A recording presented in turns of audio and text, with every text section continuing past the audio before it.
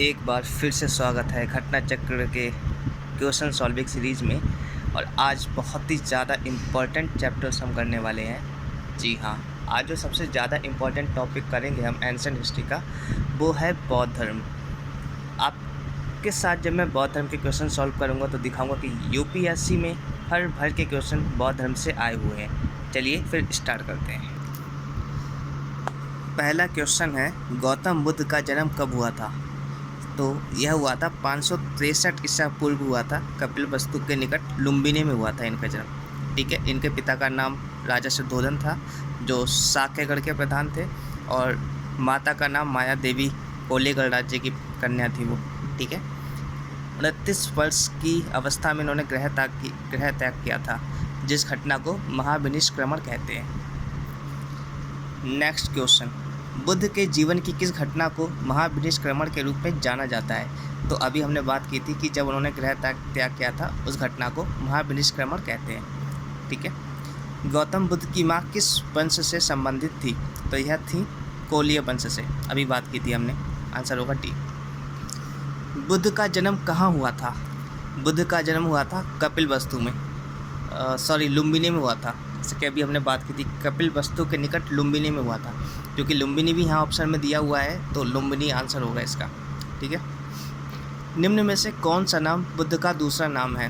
पार्थ, प्रच्छन्न, मिहिर, गुडाकेश, इनमें से कोई नहीं। तो जाहिर सी बात है, इनमें से कोई है ही नहीं। बुद्ध का जो दूसरा नाम था वो था, बचपन का नाम सिद्धार्थ था।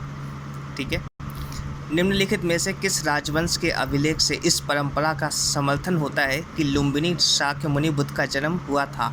तो यह है मौर्य के। ठीक है, आंसर होगा ए। तो ये अभिलेख भी याद रखना, जो मौर्य वंश के शासक अशोक के रुमेंदेई अभिलेख से सूचना मिलती है कि शाक्य मुनि बुद्ध का जन्म लुम्बिनी में हुआ था। ठीक है, नेक्स्ट क्वेश्चन, निम्नलिखित में से कौन एक अशोक का अभिलेख इस परंपरा की पुष्टि करता है कि गौतम बुद्ध का जन्म लुम्बिनी में हुआ था? तो अभी हमने बात करी थी रुमेंदेई का अभिलेख। ठीक है, तो आंसर होगा यहाँ पर डी। नेक्स्ट, निम्नलिखित में से किस राजा के एक अभिलेख से सूचना मिलती है कि शाक्य मुनि बुद्ध का जन्म लुम्बिनी में हुआ था? तो यह अशोक, ये होगा इसका आंसर। महात्मा बुद्ध का महापरिनिर्वाण कहाँ हुआ था? ठीक है, तो आंसर होगा सी, कुशीनगर में हुआ था। महापरिनिर्वाण का अर्थ होता है शरीर त्यागना। ठीक है, 483 ईसा पूर्व में जब यह 80 वर्ष की अवस्था में थे, तो इन्होंने अपने शरीर को त्याग दिया था, और बौद्ध ग्रंथ में इसे महापरिनिर्वाण कहा गया है। गौतम बुद्ध का महापरिनिर्वाण जिस राज्य में हुआ था वह है, तो वह है मल्ल। ठीक है, जो कुशीनारा है वह मल्ल राज्य की राजधानी थी। गौतम बुद्ध ने किस स्थान पर निर्वाण प्राप्त किया था? तो निर्वाण का अर्थ होता है ज्ञान प्राप्ति। ठीक है, तो बुद्ध को सांसारिक दुखों से मुक्ति यानी कि निर्वाण ज्ञान प्राप्ति के समय प्राप्त हुआ, जो कि बोधगया में प्राप्त हुआ था। और यहाँ बोधगया का कोई ऑप्शन दिया नहीं था, इसलिए विवादित क्वेश्चन है। नेक्स्ट क्वेश्चन पे आते हैं। महात्मा बुद्ध का महापरिनिर्वाण किसके गणतंत्र में हुआ था? मल्लों के। ठीक है, जैसे कि आपको बताया गया था, मल्लों की राजधानी थी कुशीनारा। ठीक है, महापरिनिर्वाण मंदिर अवस्थित है, तो जाहिर सी बात है कुशीनगर में ही होगा। ठीक है, निम्नलिखित राज्यों में से किनका संबंध बुद्ध के जीवन से था? तो यूपीएससी 2014 और 2015 बैक टू बैक क्वेश्चन आया है यूपीएससी में 2 बार। अब यहाँ से आपको यूपीएससी के क्वेश्चन दिखना स्टार्ट हो जाएंगे। तो निम्नलिखित में से राज्यों में से किनका संबंध बुद्ध के जीवन से था? ठीक है, तो वह थे कौशल और मगध। कौशल और मगध का जिक्र बार बार मिलता है हमें। ठीक है, नेक्स्ट, गौतम बुद्ध द्वारा अपने धर्म में दीक्षित किया जाने वाला अंतिम व्यक्ति निम्नलिखित में से कौन था? तो अंतिम व्यक्ति था सुभद्र। तो फैक्ट है, आपको याद रखना पड़ता है। बुद्ध द्वारा रूपांतरित निम्न व्यक्तियों में से कौन सा अंतिम था? तो सुभद्र। बुद्ध ने अपने जीवन की अंतिम वर्षा ऋतु कहाँ बिताई थी? ठीक है, इसका आंसर होगा वैशाली में। तो इन्होंने अंतिम वर्षा ऋतु अपनी वैशाली में बिताई थी। निम्नलिखित में से कौन सा एक बौद्ध मत में निर्वाण की अवधारणा की सर्वश्रेष्ठ व्याख्या करता है? तो तृष्णा रूपी अग्नि का शमन। ठीक है, ये यूपीएससी 2013 में क्वेश्चन पूछा गया था। बुद्ध ने निर्वाण को मन की उस परम शांति के रूप में वर्णित किया है जो तृष्णा, क्रोध और दूसरी विषादकारी मना स्थितियों से परे है। यह शांति तभी प्राप्त होती है जब सभी वर्तमान इच्छाओं के कारण समाप्त हो जाए और भविष्य में पैदा हो सकने वाली इच्छाओं का जड़ से नाश हो जाए। ठीक है, तो निर्वाण में तृष्णा और द्वेष के कारण जड़ से समाप्त हो जाते हैं, जिससे मनुष्य सभी प्रकार के कष्टों या संसार में पुनर्जन्म के चक्र से छूट जाता है। तो इसलिए पहले विकल्प सही। अलार कलाम कौन थे? अलार कलाम एक बुद्ध के गुरु थे। जी हाँ, बुद्ध के जो गुरु थे वो अलार कलाम थे। नेक्स्ट, महात्मा बुद्ध ने अपना पहला धर्म चक्र प्रवर्तन किस स्थान पर दिया था? तो वह दिया था सारनाथ में। ठीक है, तो धर्म चक्र प्रवर्तन को जब उन्होंने अपना पहला उपदेश दिया था, उसी घटना को धर्म चक्र प्रवर्तन कहा गया है। ठीक है, बुद्ध ने अपना पहला उपदेश कहाँ दिया था? तो सारनाथ में। सारनाथ में अपना प्रथम प्रवचन किसने दिया? महात्मा बुद्ध ने। गौतम बुद्ध अपना प्रथम उपदेश कहाँ दिए थे? सारनाथ में। रिपीट क्वेश्चन है ये। ग्रंथों में उल्लिखित धर्म चक्र प्रवर्तन है, सारनाथ में दिया गया उनका प्रथम उपदेश। ठीक है, धर्म चक्र प्रवर्तन किया गया था सारनाथ में। सी, बुद्ध ने सर्वाधिक उपदेश दिए थे। बी, श्रावस्ती में। बुद्ध ने सर्वाधिक उपदेश दिए थे, तो ये दिए थे श्रावस्ती में। बुद्ध कौशाम्बी किसके राज्यकाल में आए थे? तो यह आए थे उदयन के राजकाल में। ठीक है, बुद्ध की मृत्यु के पश्चात प्रथम बौद्ध संगति की अध्यक्षता किसने की थी? तो जी की थी महाकश्यप द्वारा की गई थी। यह प्रथम बौद्ध परिषद का संचालन निम्नलिखित में से किस एक ने किया था? तो महाकश्यप। बौद्ध परिषद या बौद्ध संगति एक ही बात है। सप्तपर्णी गुफा स्थित है राजगृह में। Answer C. भगवान बुद्ध के महापरिनिर्वाण के बाद पहली बौद्ध संगति हुई थी, तो यह हुई थी राजगीर में। ठीक है, ये होगा इसका आंसर। कश्मीर में कनिष्क के शासनकाल में जो बौद्ध संगति आयोजित हुई थी, उसकी अध्यक्षता निम्नलिखित में से किसने की थी? तो आंसर होगा डी, वसुमित्र ने। यूपीएससी 2021 में आया था ये क्वेश्चन। बौद्ध धर्म की चतुर्थ संगति कुषाण शासक कनिष्क के राज्यकाल में कश्मीर के कुंडल वन में हुई। इसकी अध्यक्षता वसुमित्र ने की तथा अश्वघोष इसके अध्यक्ष बने। इस सभा में महासांघिकों का वर्चस्व था। यहाँ बौद्ध ग्रंथों के कठिन अंशों पर सम्यक विचार किया गया तथा प्रत्येक पिटक पर भाष्य लिखकर उन्हें विभाषा शास्त्र नामक टीकाओं में संकलित कर दिया गया। इसी समय बौद्ध धर्म हीनयान एवं महायान नामक दो संप्रदाय में विभाजित हो गया था। तो चतुर्थ संगति थी बौद्ध संगति, जिसमें हीनयान और महायान का उदय हुआ था। ठीक है, यूपीएससी 2001 का ये क्वेश्चन था। नेक्स्ट, बौद्ध धर्म की महायान शाखा औपचारिक रूप से किसके शासनकाल में प्रकट हुई? तो Kanishka. Answer is D. IAS pre 1993 में ये क्वेश्चन पूछा गया था। कनिष्क के शासनकाल में सभा किस नगर में आयोजित की गई थी? तो कश्मीर के कुंडलवन में, भी आपको बताया था। फिर से यूपीएससी 2001 में क्वेश्चन पूछा गया है, किस शासक के काल में चतुर्थ बौद्ध संगति का आयोजन कश्मीर में हुआ था? तो कनिष्क के। ठीक है, ये तो रिपीट क्वेश्चन हो गया। यूपीएससी 1993 में भी यही क्वेश्चन पूछा था शायद। बौद्ध धर्म की महायान शाखा औपचारिक रूप से किसके शासनकाल में प्रकट हुई? और एक तरीके से मैचिंग कर सकते हैं इसको। नेक्स्ट, चतुर्थ बौद्ध संगीति परिषद हुई थी कनिष्क के शासनकाल में। Answer is a. इनमें से किस शासक ने चतुर्थ बौद्ध संगीति कश्मीर में आयोजित कराई थी? तो आंसर होगा कनिष्क। निम्नलिखित पर विचार कीजिए। बुद्ध में देवत्वारोपण, बोधिसत्व के पथ पर चलना, मूर्ति उपासना तथा अनुष्ठान, उपयुक्त में से कौन सी विशेषताएं महायान बौद्ध मत की हैं? IAS प्री 2019 में यह क्वेश्चन पूछा गया था और आंसर होगा सारी। महायान बौद्ध मत बुद्ध की लोकोत्तर सत्ता तथा देवत्व में विश्वास करता है और बुद्ध के अनेक अवतारों एवं रूपों में विश्वास करता है। साथ ही यह बुद्धत्व के मार्ग पर चलने वाले को बोधिसत्व कहता है, जो सभी मानवों की मुक्ति में सहायता करता है। बोधिसत्व के पथ पर चलना इस मत में अनुकरणीय कहा गया है।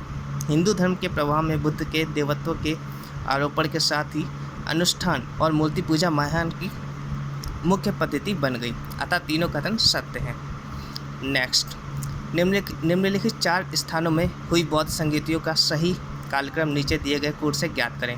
वैशाली, राजगृह, कुंडलवन, पाटलिपुत्र। तो सबसे पहले तो हुई थी राजगृह वाली, ठीक है, फिर हुई थी यहाँ पर वैशाली में, फिर हुई थी पाटलिपुत्र, यानी 2-1-4-3 यानी डी इज राइट आंसर, ठीक है। पहली हुई थी राजगृह में, दूसरी हुई थी वैशाली में, तीसरी हुई थी पाटलिपुत्र में, चौथी हुई थी कुंडलवन में, ठीक है।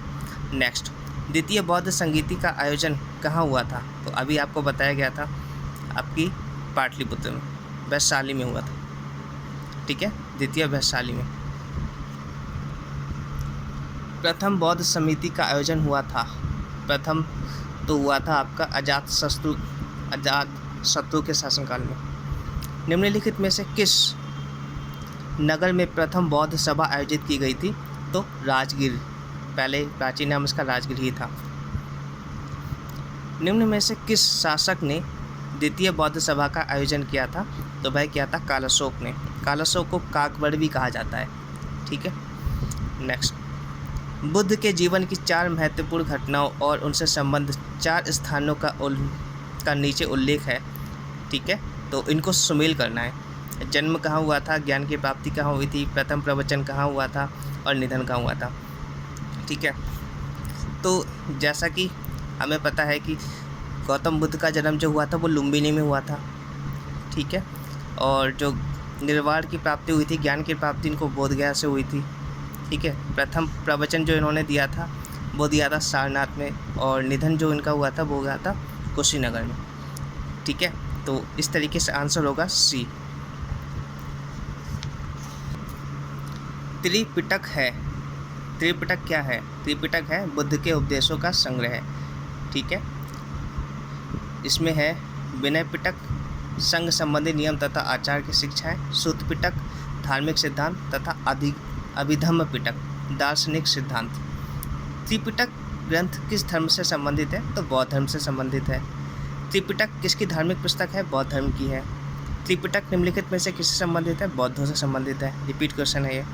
निम्नलिखित में से किस बौद्ध धर्म में संघ जीवन के नियम प्राप्त होते हैं? विनय पिटक में। यमक बुद्ध पिटक से संबंधित है। सी अभिधम। अभिधम पिटक में दार्शनिक सिद्धांतों का संग्रह मिलता है। यह प्रश्नोत्तर के रूप में है। अभिधम के अंतर्गत 7 ग्रंथ सम्मिलित हैं। धम्म संगणी, विभंग, धातु कथा, युगल पंचती, कथाबद्धु, यमक तथा पट्टान, ठीक है। निम्न में से किस बौद्ध साहित्य में महात्मा बुद्ध के नैतिक एवं सिद्धांत संबंधित प्रवचन संकलित हैं? तो सूत पिटक में है। Answer is D. Sutta Pitaka में महात्मा बुद्ध के नैतिक एवं सिद्धांत संबंधित प्रवचन संकलित हैं, अर्थात इसमें बौद्ध धर्म के सिद्धांत एवं उपदेश संग्रह हैं। जबकि विनय पिटक में संघ संबंधी नियम तथा दैनिक जीवन संबंधी आचारों विचारों, विधि निषेधों आदि का संग्रह है।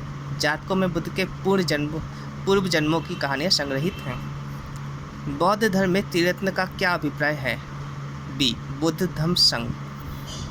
प्राचीन भारत के बौद्ध मठों में पौरन नामक समारोह आयोजित किया जाता था, तो इसका आंसर होगा वर्षा ऋतु के दौरान मठों में प्रवास के समय भिक्षुओं द्वारा किए गए अपराधों की स्वीकारोक्ति का अवसर होता था। मतलब वर्षा ऋतु के दौरान जो बौद्ध भिक्षु थे वो इकट्ठा होते थे और अपना अपना अपराध स्वीकार करते थे, तो आंसर होगा बी।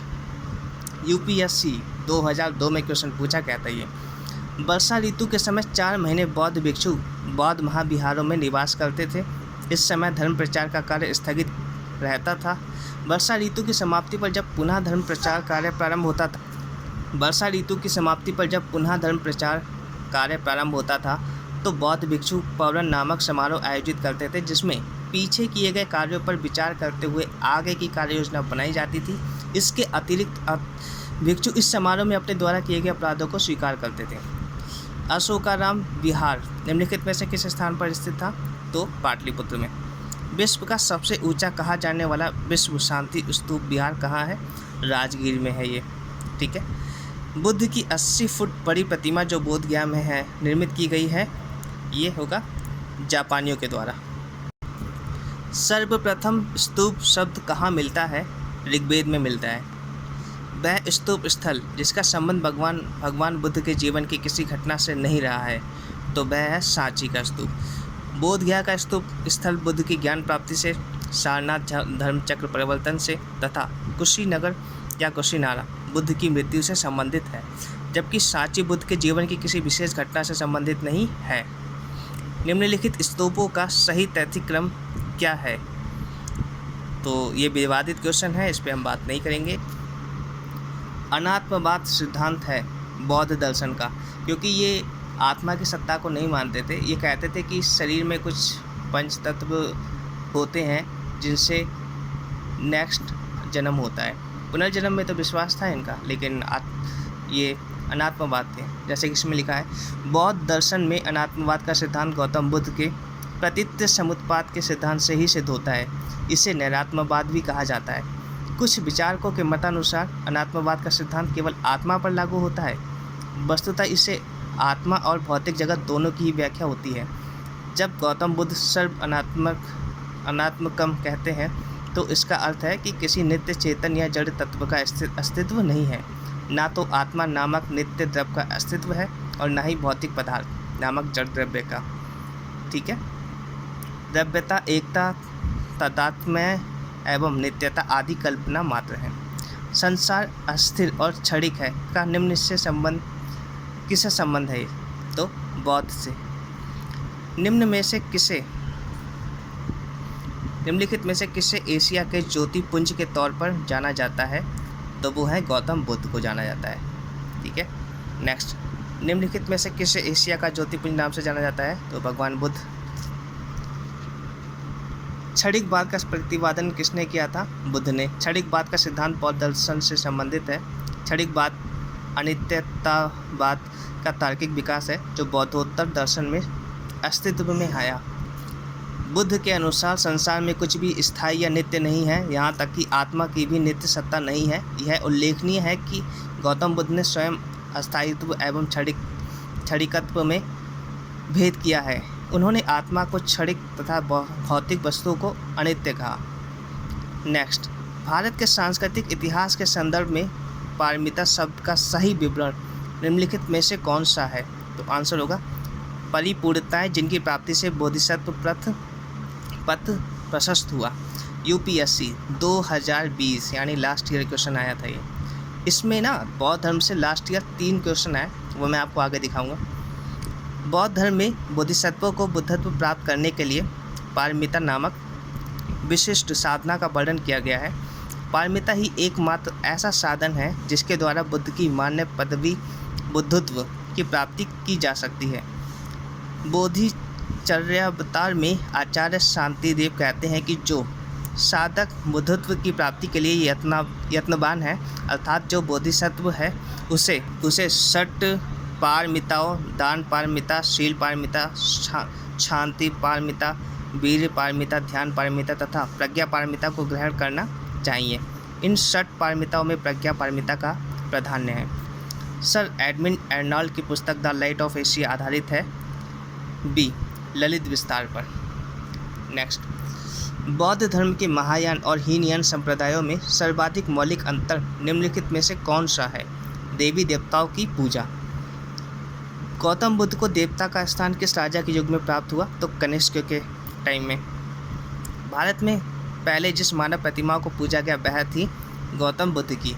गौतम बुद्ध ने मूर्ति पूजा का विरोध किया था, लेकिन उनको क्या पता था कि बाद में उन्हीं को भगवान बना दिया जाएगा, उन्हीं की मूर्ति पूजा होगी।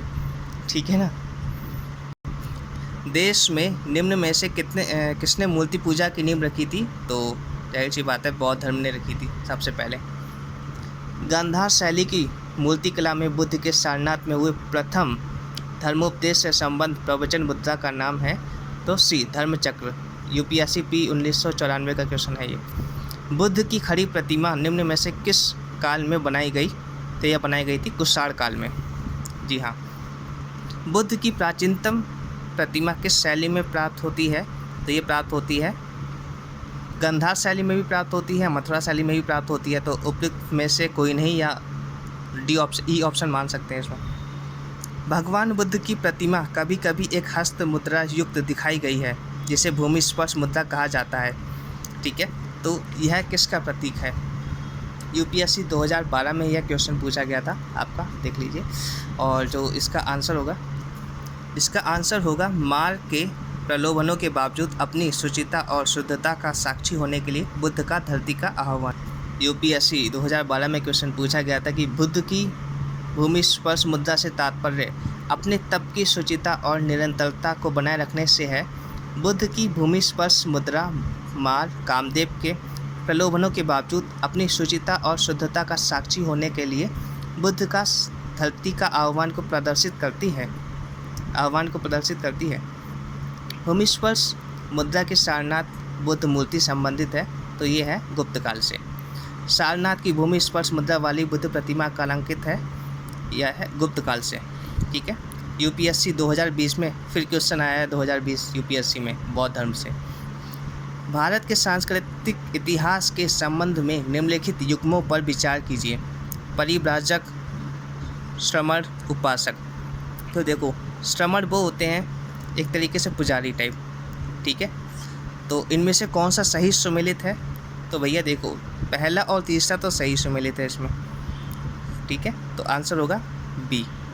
यूपीएससी 2020 में क्वेश्चन पूछा गया था कि जैसा कि परिव्राजक होता है परित्यागी व भ्रमणकारी, और श्रमण जो होते हैं वो होते हैं साधु या भिक्षु।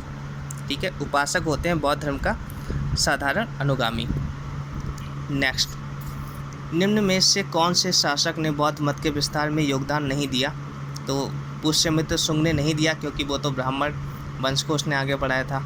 ठीक है, कहा जाता है कि वो बौद्ध विरोधी था, लेकिन उसने भालूत का स्तूप भी बनवाया, तो ऐसे कैसे कह सकते हैं वो बौद्ध विरोधी था। यूपीएससी मेंस ऑप्शनल में क्वेश्चन पूछा गया है। ठीक है, कि अब जो भी हो, फिलहाल उन्होंने ये पूछा था कि जो शुंग काल में जो कला एवं वास्तुकला मतलब आर्ट एंड कल्चर का जो पार्ट है, अगर देखें तो शुंग काल यह मिथ्या सिद्ध करता है कि शुंग काल बौद्ध विरोधी था। ठीक है, नेक्स्ट, निम्नलिखित वक्तव्यों पर विचार करें और नीचे दिए गए कोड का सही उत्तर चुनें। कुशीनगर मल्ल गणराज्य की राजधानी थी, बिल्कुल थी। महात्मा बुद्ध का महापरिनिर्वाण कुशीनगर में हुआ था। तो ए और आर दोनों सही हैं, और आर ए की सही व्याख्या नहीं है। पर बौद्ध ग्रंथ अंगुत्तर निकाय में वर्णित षोडश महाजनपदों में से मल्ल एक महाजनपद था। यह एक संघ राज्य था जिसमें पाबा तथा कुशीनारा मल्ल गणराज्य की जुड़वा राजधानी थी। महात्मा बुद्ध को महापरिनिर्वाण कुशीनगर में प्राप्त हुआ, अतः दोनों कथन सही हैं, किंतु आज एक कथन की सही व्याख्या नहीं है। IAS 1998 में क्वेश्चन पूछा गया। लोथल प्राचीन गोदी क्षेत्र था, सही है। सारनाथ बुद्ध का प्रथम धर्मोपदेश, सही है। राजगीर अशोक का सिंह स्तंभ शीर्ष, और गलत। नालंदा बौद्ध अधिगम का महान पीठ। तो उनमें से कौन से सही सुमेलित हैं? पहला, दूसरा और चौथा। तो आंसर इज सी। ठीक है, महायान बौद्ध धर्म में बोधिसत्व अवलोकितेश्वर को और किस अन्य नाम से जानते हैं? वंस अगेन, महायान बौद्ध धर्म में बोधिसत्व अवलोकितेश्वर को और किस अन्य नाम से जानते हैं? तो पद्मपाणि।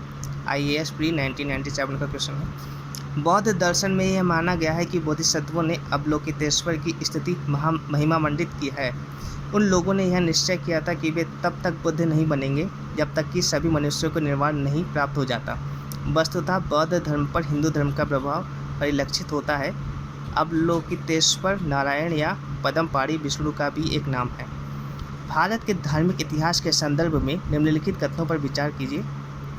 स्थाविरवादी महायान बौद्ध धर्म से संबंध है। लोकोत्तरवादी संप्रदाय बौद्ध धर्म के महासंघिक संप्रदाय की एक शाखा है। महासंघिकों द्वारा बुद्ध के देवत्वारोपण ने महायान बौद्ध धर्म को प्रोत्साहित किया। IAS 2020 का क्वेश्चन है। देखो, क्वेश्चन की जो स्टेटमेंट दिए होते हैं ना, तो उसमें कुछ वर्ड्स, कुछ शब्द ऐसे होते हैं ना जिसको टर्म्स को हम पकड़ नहीं पाते हैं। और दिक्कत यही होती है कि एंशिएंट हिस्ट्री कितनी भी पढ़ लो, क्वेश्चन जाके वहाँ टफ लगते ही लगते हैं। अब बताओ, इस तरीके के क्वेश्चन है। इसका तो फिलहाल आंसर होगा केवल दूसरा और तीसरा यहाँ पर। ठीक है, बी। परंपरागत नियम में आस्था रखने वालों का संप्रदाय स्थविर या थेरावादी कहलाया। स्थविरवादी बौद्ध धर्म के हीनयान शाखा से संबंध है। इसका नेतृत्व महाकच्छायन ने किया। परिवर्तन के साथ नियम को स्वीकार करने वालों का संप्रदाय महासांघिक कहलाया। इनका नेतृत्व महाकश्यप ने किया। लोकोत्तरवादी संप्रदाय बौद्ध धर्म के महासांघिक संप्रदाय की एक शाखा थी। बौद्ध धर्म में लोकोत्तरवाद निकाय 18 निकायों में से एक है। तो यूपीएससी 2020 में आया यह तीसरा क्वेश्चन है बौद्ध धर्म से। अब आप समझ सकते हैं कितनी इंपॉर्टेंस बढ़ जाती है बौद्ध धर्म चैप्टर की। नेक्स्ट, भारतीय इतिहास के संदर्भ में निम्नलिखित में से कौन भावी बुद्ध हैं जो संसार की रक्षा हेतु अवतरित होंगे? मैत्रेय। फिर यूपीएससी 2018 का क्वेश्चन फंस गया। यूपीएससी 2016 का क्वेश्चन, भारत के धार्मिक इतिहास के संदर्भ में निम्नलिखित कथनों पर विचार कीजिए। पहला, बोधिसत्व बौद्ध मत के हीनयान संप्रदाय की केंद्रीय संकल्पना है? नहीं, महायान की है। पहला तो हो ही नहीं सकता, यानी ए नहीं होगा, डी नहीं होगा। बोधिसत्व अपने प्रबोध के मार्ग पर बढ़ता हुआ करुणामय है। देखते हैं इसे। बोधिसत्व समस्त सचेतन प्राणियों को उनके प्रबोध के मार्ग पर चलने में सहायता करने के लिए स्वयं की निर्वाण प्राप्ति विलंबित करता है। तो तीसरा तो होगा ही सही, ठीक है, यानी कि मतलब दूसरा और तीसरा सही है। एलिमिनेशन मेथड, क्योंकि पहला होगा नहीं तो ए और डी नहीं हो सकते, और तीसरा 100% होगा, तो B is the right answer. Bodhisattva बौद्ध मत के महायान संप्रदाय का आदर्श एवं केंद्रीय संकल्पना है। बौद्ध धर्म में बोधिसत्व सत्व के लिए प्रबुद्ध शिक्षा दिए हुए को कहते हैं। पारंपरिक रूप से महान दया से प्रेरित बोधिचित्त जनित सभी संवेदनशील प्राणियों के लाभ के लिए सहज इच्छा से बुद्धित्व प्राप्त करने वाले को बोधिसत्व माना जाता है। 10 पालिमताओं का पूर्ण पालन करने वाला बोधिसत्व कहलाता है। बुद्ध बनना ही बोधिसत्व के जीवन की पराकाष्ठा है। बौद्ध धर्म का अंतिम लक्ष्य संपूर्ण मानव समाज से दुख का अंत है। बौद्ध धर्म के अनुसार 4 आर्य सत्य हैं: दुख, दुख समुदय, दुख निरोध तथा दुख निरोध का मार्ग। बौद्ध धर्म के अनुयायी अष्टांगिक मार्ग के अनुसार जीवन जीकर अज्ञानता और दुख से मुक्ति और निर्वाण पाने की कोशिश करते हैं। यूपीएससी 2017 का क्वेश्चन, बोधिसत्व पद्मपाणि का चित्र सर्वाधिक प्रसिद्ध और प्रायः चित्रित चित्रकारी है जो है अजंता में है। आईएसपी 2017। गुफा संख्या 1 की बोधिसत्व पद्मपाणि का चित्र अजंता चित्रकला की श्रेष्ठ कलाकृतियों में से एक है। इसे 6वीं शताब्दी ईसा के अंत में निष्पादित किया गया था। चित्र में बोधिसत्व पद्मपाणि राशि शैली में एक नीलम जड़ित मुकुट पहना हुआ है। उसके लंबे काले बाल मनोहारी रूप से झुक रहे हैं। रमणीय रीति से अलंकृत यह आकृति आदमकद से भी बड़ी है और इसमें उसके दाहिने हाथ कुछ रुके हुए तथा कमल के पुष्प को पकड़े हुए दर्शाया गया है। हीनयान अवस्था का विशालतम एवं सर्वाधिक विकसित शैलकृत चैत्य गृह स्थित है कार्ले में। निम्नलिखित में से किस शैलकृत गुफा में 11 सिरों के बोधिसत्व का अंकन मिलता है? तो वो है कन्हेरी में। नेक्स्ट, प्रथम शताब्दी ईस्वी में किस भारतीय बौद्ध भिक्षु को चीन भेजा गया था? तो नागार्जुन को भेजा गया था। शून्यता के सिद्धांत का सर्वप्रथम प्रतिपादन करने वाले बौद्ध दार्शनिक का नाम है नागार्जुन। नागार्जुन किस बौद्ध संप्रदाय के थे? तो माध्यमिक के थे। बौद्ध शिक्षा का केंद्र है विक्रमशिला। नेक्स्ट, वल्लभी विश्वविद्यालय स्थित था गुजरात में। नालंदा विश्वविद्यालय के स्थापन का युग है गुप्त काल में हुई थी इसकी स्थापना। नालंदा विश्वविद्यालय के संस्थापक कौन थे? तो कुमारगुप्त थे। नालंदा एक विश्वविख्यात बौद्ध मठ एवं महाविद्यालय था। यह बिहार में राजगीर के निकट स्थित था। 5वीं शताब्दी के मध्य गुप्तों के समय में नालंदा विश्वविद्यालय अस्तित्व में आया। सर्वप्रथम कुमारगुप्त प्रथम ने नालंदा बौद्ध बिहार को दान दिया और बाद में बुद्ध गुप्त, तथागत गुप्त तथा बालादित्य नामक गुप्त शासकों ने भी इस बिहार को दान दिए। वेन सांग के अनुसार नालंदा विश्वविद्यालय का संस्थापक शक्रादित्य था, जिसने बौद्ध धर्म के त्रिरत्नों के प्रति गहरी श्रद्धा के कारण इसकी स्थापना करवाई थी। शक्रादित्य की पहचान कुमारगुप्त प्रथम 415 से 455 ईस्वी से की जाती है, जिसकी प्रसिद्ध उपाधि महेंद्रादित्य थी। नालंदा विश्वविद्यालय किस लिए विश्व प्रसिद्ध है? तो यह प्रसिद्ध है बौद्ध धर्म दर्शन के लिए।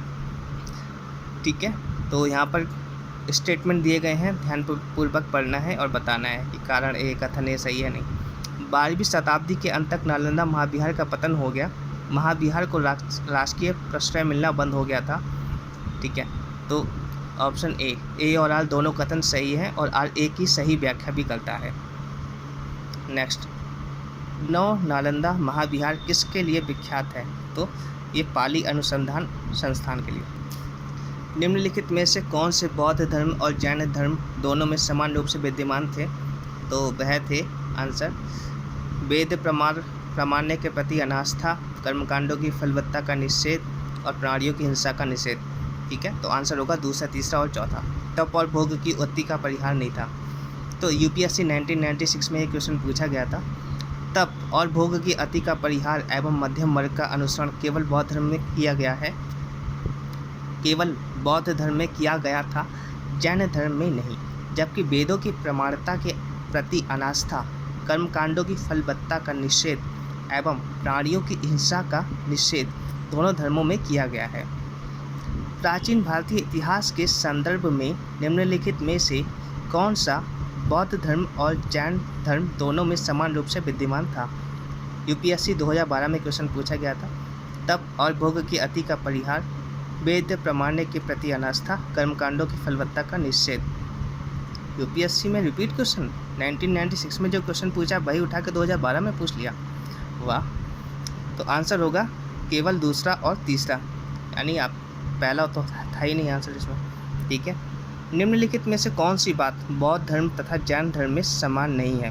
अहिंसा समान है, वेदों के प्रति उदासीनता समान है, आत्मदमन बिल्कुल समान नहीं है, वो आत्मा की सत्ता को मानते थे, ये नहीं मानते थे, रीति रिवाजों की अस्वीकृति। तो आंसर होगा सी।